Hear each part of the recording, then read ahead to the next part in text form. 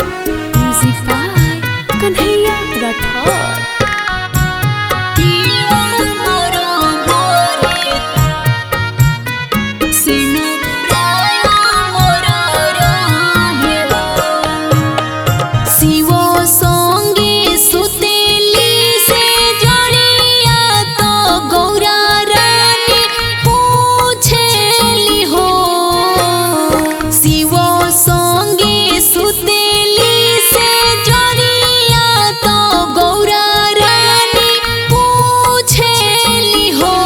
शिवजी कवनी बरत हम करी तपिया केउ मोर बरे सेनु राय मोर रहे हो।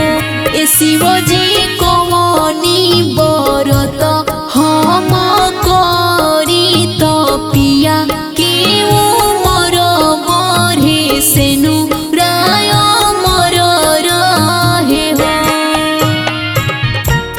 शिवजी कवनी बरत हम करी तपिया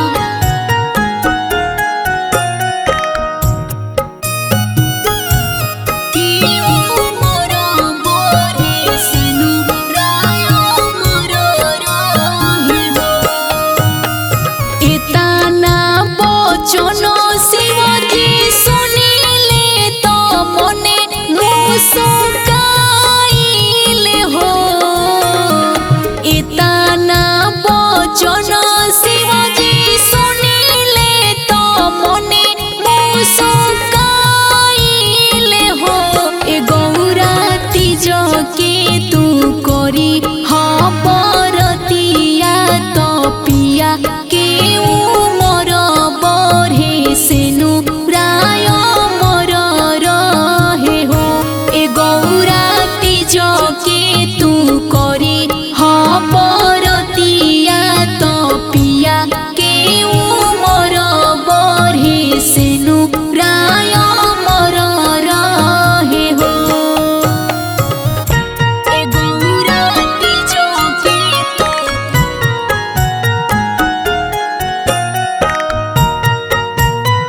करी हबरतिया तपिया केउ मोर बरे सेनु राय मोर रहे हो। तीज के बरत बारा पावन लागे मन भावन हो। तीज के बरत बारा पावन लागे मन भावन हो। ए गौरा निरजल रहिया निराहार त शिव के पूजन जई सोर हो सिंगार करी हो।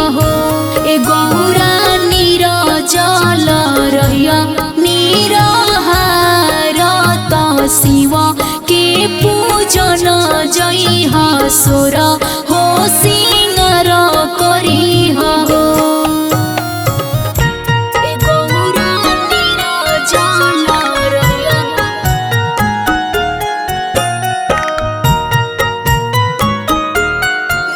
निराहार त शिव के पूजन जई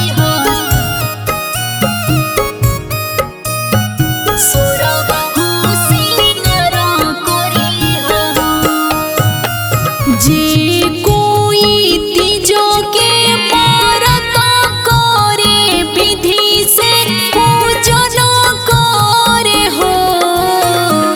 जे कोई तीज के व्रत करे विधि से पूजन करे हो। ए गौरा अमरे रहे सिर के से नुरावा तो सुखी सान सार रहे सेनु राय बाद रहे हो। ए गौरा अमरे रहे सिर के से नुरावा तो सुखी साने सारे रहे सिनु आबाद रहे हो। महादेवा रिकॉर्डिंग स्टूडियो पटना।